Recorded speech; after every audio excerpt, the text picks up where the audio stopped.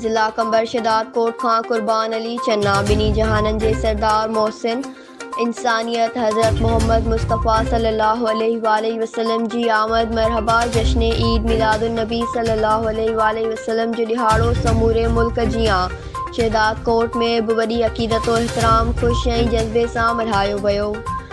जश्न ईद मिलादुन्नबी सल्लल्लाहु अलैहि वसल्लम जे ॾिहाड़े ते शहर जे समूरनि रोडनि रस्तनि ते सावन झंडनि सां सिंगारियो वियो।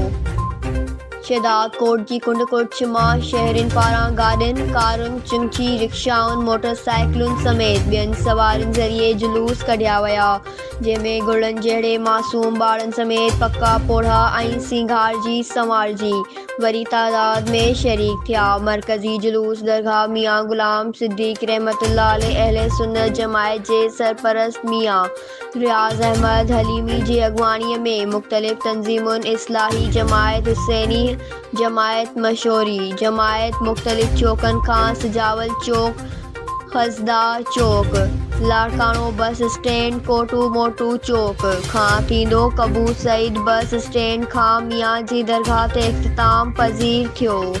न्यूज़ सिंध एक्सप्रेस न्यूज़ कंबर।